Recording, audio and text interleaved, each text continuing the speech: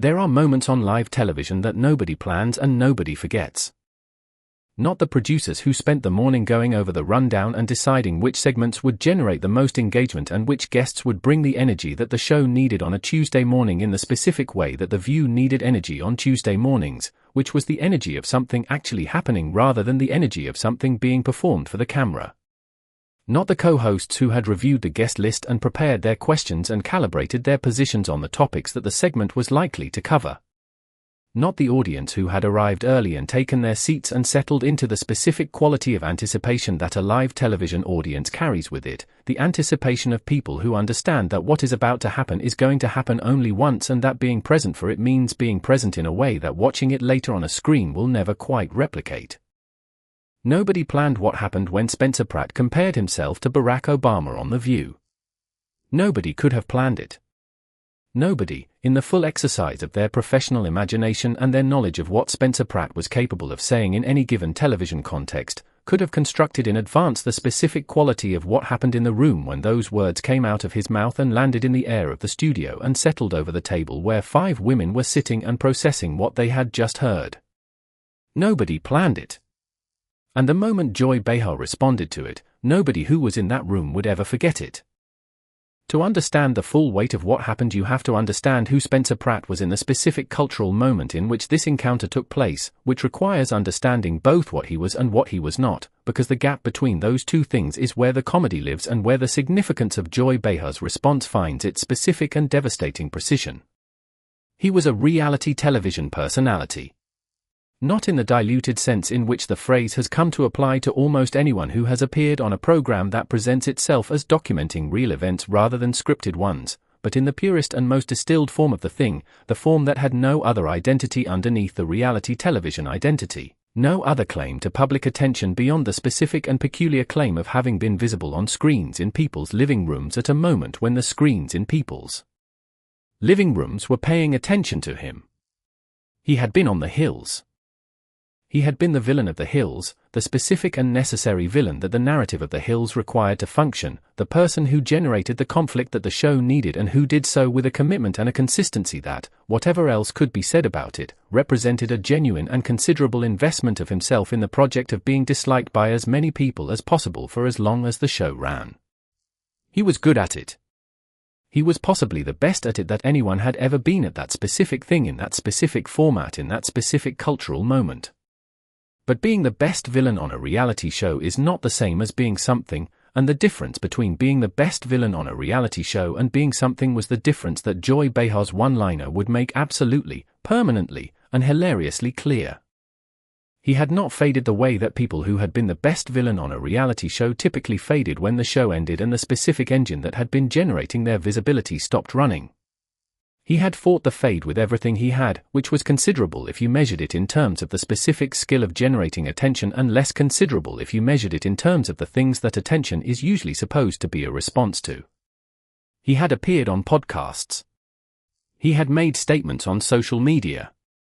He had given interviews in which he said things that were designed to generate exactly the response that saying things designed to generate a response generates, which is the response of people stopping what they're doing and saying out loud to whoever is nearby, "Did he really just say that?" He had become, through the specific mechanism of refusing to accept that his moment had passed, a recurring presence in the cultural conversation, not as a figure of significance but as a figure of spectacle. Not as someone people discussed because of what he had done but as someone people discussed because of what he was doing now, which was continuing to be Spencer Pratt in a world that had largely moved on from needing Spencer Pratt to be Spencer Pratt. He was still there. Still saying things. Still generating the response. Still fighting the fade. And on this particular morning he had walked onto the View stage carrying with him the specific energy of a man who had something to say and was not going to leave without saying it, and who had perhaps not fully considered what the room's response to the thing he was going to say was likely to be. The morning had started in the way that mornings on The View typically started, with the specific and carefully managed warmth of a program that understood its audience and had spent decades calibrating the exact temperature at which that audience preferred to be kept, warm enough to feel invited and engaged but not so warm that the heat made the sharp things that were sometimes said feel inappropriate rather than honest. Hot topics had been hot in the specific way that hot topics on The View were always hot, which was the way that things are hot when the people discussing them are genuinely invested in the topics and are willing to say things that are not the diplomatic middle ground but are instead the actual positions they hold, delivered with the specific combination of conviction and timing that 30 years of doing this had given all of the women at that table in various measures and forms. Spencer Pratt had been brought on, as guests on The View are brought on, with the implicit understanding that the conversation would be engaging and the questions would be real and the format would provide a platform for whatever it was he had come to say, while also subjecting that whatever to the specific and not always comfortable scrutiny of 5 women who were not going to pretend to find it more interesting or more significant than they actually found it. He had come to talk about himself. This was not unusual. Most guests on The View had come to talk about themselves in the specific sense that most guests on most talk shows have come to talk about themselves, to discuss the project or the cause or the experience that had generated the invitation, to present to the audience the version of themselves that the current moment required presenting. But Spencer Pratt talking about himself had always had a quality that was slightly different from most people talking about themselves, a quality that was slightly more interested in the talking itself than in what the talking was ostensibly about, that was slightly more concerned with the performance of the talking than with the content that the talking was delivering. That had the specific and unmistakable quality of someone who understood that attention was the product and that the ostensible subject of the conversation was simply the vehicle for generating the attention that was the actual product. He talked about his cultural impact. He talked about his influence. He talked about the ways in which his presence in the culture had shifted things, had changed conversations, had made people see certain things differently than they had seen them before. He said these things with the specific combination of absolute certainty and complete absence of supporting evidence that was his conversational signature, the combination that had served him for years in the specific economy of reality television discourse, where certainty itself was a form of currency and the absence of evidence for a claim was less important than the confidence with which the claim was delivered. And then he said it. He compared himself to Barack Obama. Not in terms of political achievement. Not in terms of public service or historic significance or the specific and enormous weight of what Barack Obama's presidency had meant to the country and to the world and to the millions of people for whom it had represented something that went beyond policy or governance into the territory of the possible, the expanded and newly possible territory of what America could be and who could lead it. He compared himself to Barack Obama in terms of cultural impact. In terms of the way that both of them had, in their different spheres and through their different methods, changed the conversation. Shifted something. Made people see things differently. He and Obama. Obama and him. The 44th President of the United States and the villain from the hills, occupying the same sentence, making the same point, being deployed as equivalent examples of the same phenomenon, which was the phenomenon of cultural impact, of leaving a mark, of being the kind of person whose presence in the public sphere had moved something from one place to another in a direction that people remembered and that mattered. He said it. And then he waited for the response the way that Spencer Pratt always waited for the response to the things he said, with the specific and slightly unsettling calm of someone who is completely comfortable with whatever comes next, because whatever comes next is attention and attention is what he came for. The studio had a moment. It was brief. It was the specific and involuntary duration of the collective intake of breath that happens when a room full of people all receive the same piece of information simultaneously and their bodies respond before their minds have had the chance to formulate a position. The audience had the moment. The production crew had the moment. The co-hosts at the table had the moment in their various and distinctive ways, Whoopi with the specific expression of someone who has been hosting live television long enough to have seen almost everything and who is now seeing the almost that was missing from the everything, Sunny with the expression of a prosecutor who has just heard a witness say something that she is going to spend the next several minutes systematically demolishing, Sarah with the expression of someone who cannot quite believe that the thing that was just said was actually said and is waiting for some additional context that will make it make more sense. Alyssa with the expression of someone who is going to find a way to engage with this that is fair and measured and appropriately contextualized, because that is how Alyssa engaged with everything.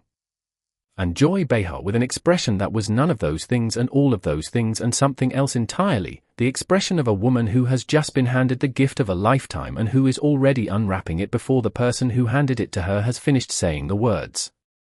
Joy Behar had been a comedian before she had been a television host. She had been a comedian in the specific and unforgiving environment of New York comedy clubs, where the audience had not come to be polite and where the jokes either landed or they did not, and the difference between a joke that landed and a joke that did not was the difference between the night going well and the night not going well, and where you learned, through repetition and failure and the specific education that failure in front of a live audience provides, exactly how to construct the thing so that it arrived at the right speed from the right direction with the right force to produce the response rather than the silence. She had learned to look for the joke. Not the obvious joke, not the joke that anyone with access to the same information would have found, but the specific and precise joke that illuminated the thing being discussed in a way that the discussion itself could not, that showed the audience something about the thing that they had not been able to see until the joke made it visible, that arrived as recognition rather than a surprise, that produced the response of yes, exactly that, rather than the response of oh, I see what you're doing there. She had been looking at Spencer Pratt since he sat down. She had been watching him the way that a woman who has spent her career looking for the joke watches everything, not passively, not as entertainment, but as material, as the source of the thing that she was going to say when the right moment arrived. And when Spencer Pratt compared himself to Barack Obama, Joy Behar understood with the complete and immediate certainty of someone who has been waiting for the moment and recognizes it the instant it arrives that the right moment had arrived. She let it sit for exactly the right amount of time. This is the part that people who were not in the room do not fully appreciate when they discuss what happened, the part that the clip does not quite capture because the clip captures the words but not the specific quality of the silence that preceded the words, the silence that was not the silence of someone who was thinking about what to say but the silence of someone who was timing the arrival of what they had already decided to say, who was counting the beats with the internal metronome of a performer who knows exactly how long the setup needs to breathe before the punchline can land with the force it deserves. She let it sit for 1 beat. 2 beats. Long enough for the room to feel the full weight of what Spencer Pratt had said, long enough for the audience to be completely inside the reality of the comparison that had been made, long enough for the absurdity of it to fully materialize in the room without anyone else having named it yet, long enough that when she finally spoke the thing she said did not feel like an interruption but like the completion of a sentence that the room had been building toward since the moment Spencer Pratt opened his mouth. She said it. She looked at Spencer Pratt with the specific expression of someone who has just been handed the material and is now deploying it in the way it was always meant to be deployed, the expression of complete and focused intention, and she said the thing that made the studio erupt in the specific and sustained and involuntary way that studios erupt when something has landed not just well but perfectly, when the joke has arrived at exactly the right speed from exactly the right direction with exactly the right force and has produced in the people receiving it the response of complete and helpless recognition, the recognition of the thing that is true and funny at the same time, the recognition that says yes, exactly that, and that produces the laugh before the mind has finished processing what has been said. She said something along the lines of the observation that the list of things Barack Obama and Spencer Pratt had in common was shorter than Spencer Pratt appeared to believe, delivered with the specific and devastating dryness of someone who is choosing to understate rather than overstate, who understands that the most effective version of this particular joke does not need emphasis or elaboration or any of the theatrical markers that lesser comedians use to signal that the punchline has arrived because the punchline knows where it is and does not need to be introduced. She delivered it flat. She delivered it with the specific and perfect flatness of something that is so obviously true that treating it as a joke would be almost condescending to the truth of it, that presents itself as an observation rather than as a punchline and is funnier for the presentation than it would have been if it had announced itself as comedy. The studio erupted. Not the polite and managed eruption of a studio audience that has been coached to respond enthusiastically to moments of levity in the program. The specific and involuntary and completely unmanageable eruption that happens when something has landed in the place where things are genuinely funny, when the response is not produced by the awareness that a joke has been made but by the experience of the thing being funny before the awareness has had time to form, when the laughter is ahead of the thought rather than following it. The audience erupted. They erupted in the sustained and helpless way that tells you the joke has done its complete work, that it has not just produced a response but has produced a response that the people producing it cannot stop producing, that has taken them somewhere they cannot immediately return from, that has made the unavoidable response the response of people who are genuinely, helplessly, completely unable to do anything other than what they're doing, which is laughing with the full weight of recognition behind the laughter. The eruption lasted. It lasted long enough that the cameras had time to find Joy Behar's face, which was wearing the specific expression of someone who has delivered the thing they came to deliver and is now watching it do exactly what they knew it was going to do, the expression of complete and satisfied certainty, the expression of a comedian who hit the mark exactly where they were aiming and is standing in the moment of the hit with the specific and private pleasure of work done exactly right. Whoopi Goldberg's reaction was the reaction that completed the frame of the moment, the reaction that told the audience everything they needed to know about the quality of what had just happened by showing them what it looked like from the perspective of the person who had the best seat in the house. Whoopi had been hosting live television for long enough to have seen every kind of moment that live television produces and to have developed for those moments the specific and calibrated responses that the format required, the responses that acknowledged what had happened without losing the thread of the program, that provided the transitional energy that allowed the show to continue after something unexpected had occurred. But what happened on Whoopi's face in the seconds after Joy Behar's line was not the calibrated response of the experienced host managing an unexpected moment. It was the genuine and unmanaged response of a person who has just heard something that has gotten through all of the professional management and landed in the place where things are simply and completely funny. She laughed. Not with restraint. Not with the half-laugh of someone who finds something amusing but is also aware of the professional context in which the amusement is occurring. With the full laugh, the laugh that comes from the place that the professional management is designed to protect, the place that most things on live television never reach because the management is too good and the format is too structured and the people at the table are too experienced to be taken completely off guard. Whoopi laughed the real laugh. And the real laugh on Whoopi Goldberg's face was the confirmation that what Joy Behar had done was not simply good television but was the specific and rare thing that good television occasionally produces, which is the genuine human response of people who are actually experiencing something rather than performing the experience of experiencing something. Spencer Pratt's response to the line was the response that made the moment legendary rather than merely memorable, that elevated it from a very good comedy moment to the specific kind of moment that people who were there described for years afterward when the conversation turned to the best things they had ever seen happen on live television. He did not know what to do. He had a very extensive repertoire of responses to the things that happened to him in public contexts, a repertoire that had been built over years of experience with situations that were not friendly and that he had navigated with varying degrees of success and failure, and the specific kind of learning that comes from repeated exposure to the experience of being the person at the table that everyone else is laughing at. He had responses for the angry reaction, for the dismissive reaction, for the contemptuous reaction, for the reaction that took him seriously enough to argue with him about the substance of what he had said. What he did not have a well-developed response for was this specific reaction, which was not any of those things but was instead the reaction of someone who had heard what he said and had produced from it the specific and perfect joke that showed him and the audience and everyone watching at home exactly what the thing he had said looked like from the outside, which was very different from what it looked like from the inside, which was the specific and humbling discovery that the Obama comparison had produced without Spencer Pratt having to be told directly that the comparison was absurd. He did not have to be told. The joke told him. And the specific quality of being told something by a joke rather than by an argument is that there is no response available because the joke has already preempted every possible response by making the thing visible rather than debatable, by showing rather than asserting, by producing in the audience the recognition of the thing rather than the argument about the thing. And recognition cannot be argued with because it does not make a claim that can be disputed, it simply shows you something that once you have seen it you cannot unsee. He laughed.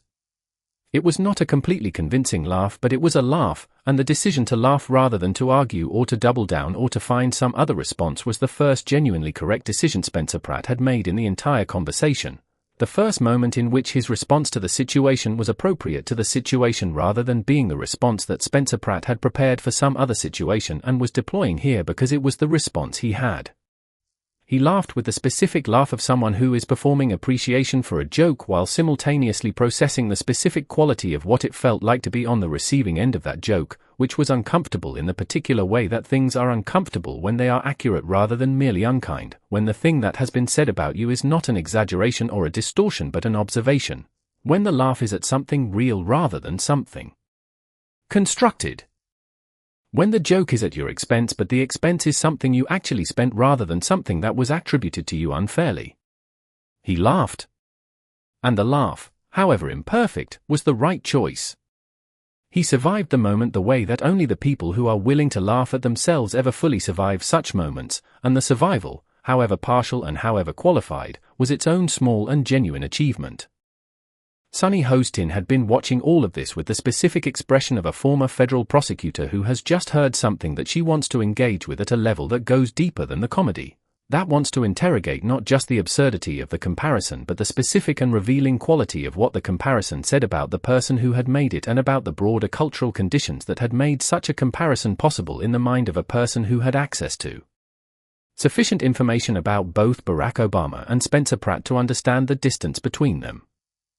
She waited for the laughter to subside, waited with the patience of someone who understands that the comedy needed to complete its work before the substance could be properly engaged with, and then she began the specific and methodical process of unpacking what Spencer Pratt had actually said in a way that was designed not to pile on but to illuminate, not to attack but to examine, not to embarrass but to make visible the specific quality of thinking that had produced the comparison and what that quality of thinking said about the specific cultural environment that had nurtured and sustained Spencer Pratt's continued public existence. She talked about Barack Obama. She talked about the specific and historic and enormously significant things that the 44th presidency had represented and accomplished, about the specific quality of the public service and the intellectual rigor and the moral seriousness and the genuine and sustained engagement with the complex problems of governance that the office had required and that Obama had brought to it with a completeness and a consistency that the historical record was clear about. She talked about what the presidency had meant to the people for whom it had meant the most, about the specific and personal and profound significance that it had carried for communities for whom the possibility of occupying that office had not existed in the same way before it existed in this way, about the weight of the thing being compared and why the comparison was not simply funny but was revealing in a way that the comedy alone could not fully articulate. The table was doing what the view table did at its best, which was approaching the same moment from multiple directions simultaneously and finding in the multiplicity of approaches a more complete picture of the thing than any single approach could have provided. Joy had provided the comedy, which was the approach that made the moment accessible and that brought the audience inside it immediately and without the effort that the more substantive engagement required. Sunny was providing the substance, which was the approach that gave the moment its weight and that prevented the comedy from being merely dismissive rather than genuinely revealing. These were not competing approaches. They were complementary, the two things that the best moments on The View combined in the specific proportion that the moment required, the proportion that allowed the show to be both funny and serious about the same thing without being dishonest about the complexity of it. Ana Navarro brought what Ana Navarro always brought to moments like this, which was the warmth that prevented the sharpness of the other responses from becoming cruelty, the specific quality of engagement with the human being behind the position that made the engagement honest without making it unkind. She acknowledged Spencer Pratt. She acknowledged him as a person, as someone who had genuinely existed in the culture in a specific and real way even if the nature of that existence was significantly different from the nature of Barack Obama's existence in the culture. She was not going to pretend that the comparison was anything other than what it was, but she was also not going to pretend that Spencer Pratt was something other than what he was, which was a person. A specific and complicated person who had made choices and built a public identity and who was now sitting at a table where the full weight of the distance between his identity and Barack Obama's identity was being made very visible in the most public possible way.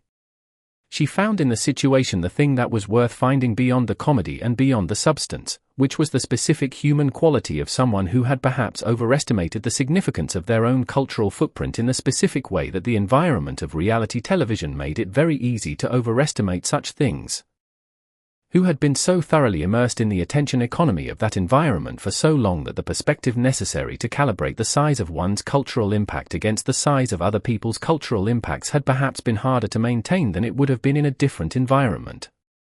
She said this with the specific warmth that made it possible to say it without making Spencer Pratt feel destroyed, with the quality of someone who found the thing genuinely interesting rather than simply embarrassing, who was curious about the conditions that had produced the comparison rather than simply amused by the comparison itself. Sarah Haynes contributed the dimension that completed the picture, the dimension of the person who had been listening to everything that was said and had found in the listening a thread that the other co-hosts had not quite followed to its conclusion. She talked about the specific quality of the reality television ecosystem and what it did to the people who inhabited it for extended periods of time, about the specific and genuine disorientation that came from existing in an environment where the amount of attention you received was not correlated with the things that attention was usually correlated with in the broader culture outside that ecosystem, where being watched was not a consequence of having done something but was itself the thing, where visibility and significance had been collapsed into a single phenomenon in a way that made them feel interchangeable when they were not interchangeable, where the experience of being the subject of conversation made it genuinely difficult to maintain the perspective necessary to understand the difference between being talked about because of what you were and being talked about because of how you had organized your life around the production of occasions to be talked about. She was not excusing the comparison. She was contextualizing it in a way that was more interesting than the simple observation that it was absurd, that found in the absurdity a reflection of something that said something more than the individual absurdity, that located the Spencer Pratt moment in the broader story of what the culture of reality television and social media had done to the way that the people who had built their entire identities inside that culture understood themselves and their relationship to significance. Joy Behar had another line. Of course she had another line. She always had another line. The specific gift that 30 years of comedy had given her was not simply the gift of the first line but the gift of the follow-up, the ability to look at where the conversation had gone after the first line and to find in the new territory another line that arrived from the new direction with the same force and the same precision and the same quality of saying the exact right thing at the exact right moment that the first line had possessed. She delivered it with the same timing and the same commitment and the same unwillingness to pull the punch that had characterized the first, and the studio responded with the same quality of laughter that the first had produced, the laughter that had no management in it and no performance and no professional calibration but was simply the laughter of people who were in the presence of something that was very funny and who could not do anything other than respond to it as people rather than as an audience. Spencer Pratt handled the second line with slightly more grace than he had handled the first, with the specific and earned grace of someone who has been through the first and has had the few seconds of recovery that the first required and has come out of those seconds slightly better equipped for what was coming than they had been before it arrived. He leaned into it.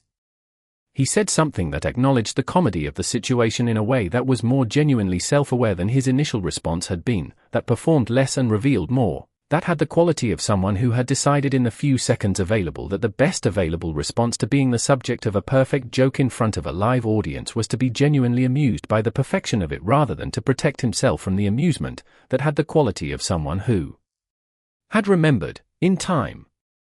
that there is a dignity available in the willingness to laugh at yourself that is not available in any other response, and that is specifically not available in the response of taking yourself more seriously than the room can sustain.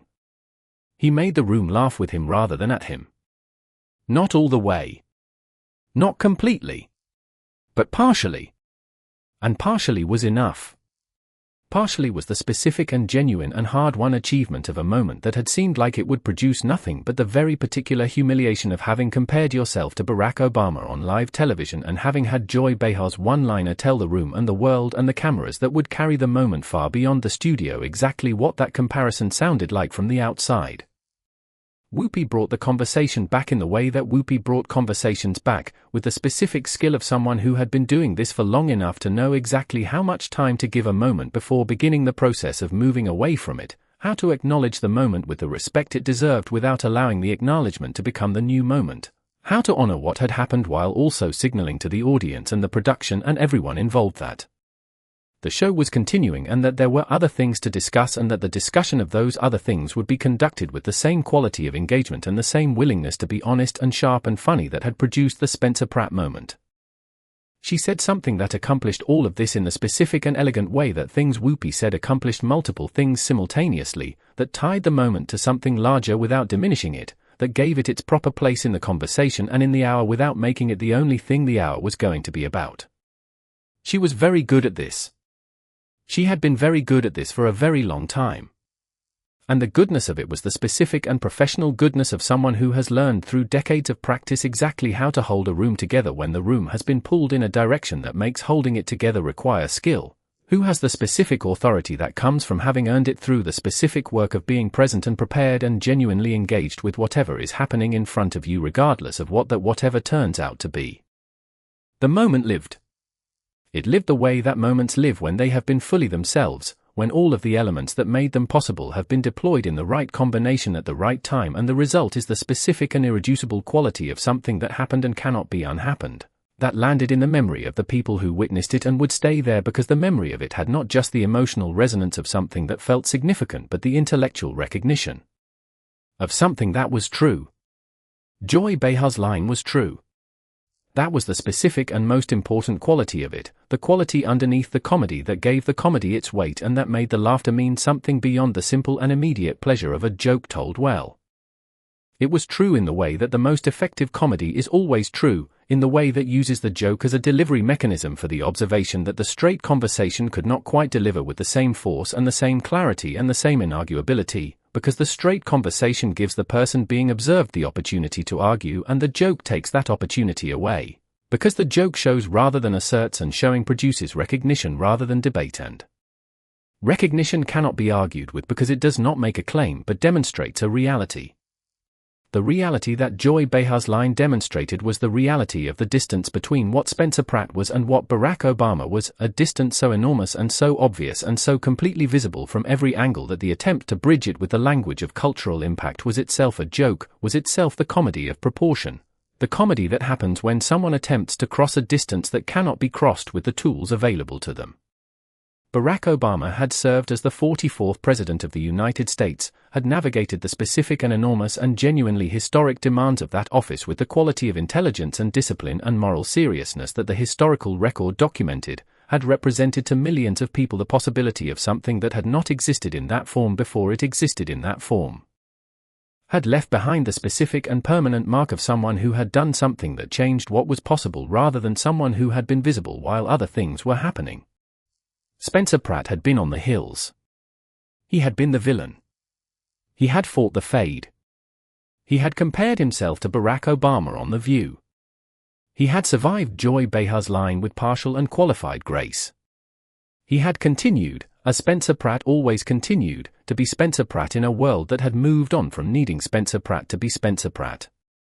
Joy Behar watched all of this from behind the desk she had sat behind for more years than most careers last, with the expression of someone who is exactly where they are supposed to be doing exactly what they are supposed to be doing, the expression of complete and specific professional satisfaction that comes from finding the line and delivering it perfectly and watching it do exactly what you knew it was going to do, the expression that is not triumph exactly but something more settled than triumph, something that is the specific and private pleasure of work done exactly right in the exact moment that required it. She had spent 3 decades looking for the line. She had found it in a lot of places over those decades. She had delivered it in a lot of rooms to a lot of people in a lot of contexts that the 3 decades had provided. But this was one of the best lines.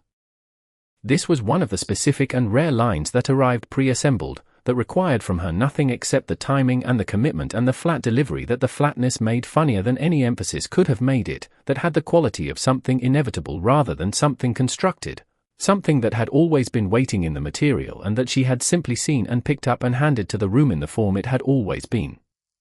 Spencer Pratt compared himself to Barack Obama. Joy Behar found the line that was always there. The studio erupted. And for the specific duration of that eruption, in the specific and bright and unrepeatable quality of that morning in that studio, something happened on live television that was exactly what live television exists to allow to happen. The unrepeatable and unplannable and completely genuine thing that only occurs when the right people are in the right room at the right moment with no script and no second takes and the cameras rolling and anything is possible. The anything that happened was Joy Behar's one-liner. And it was perfect.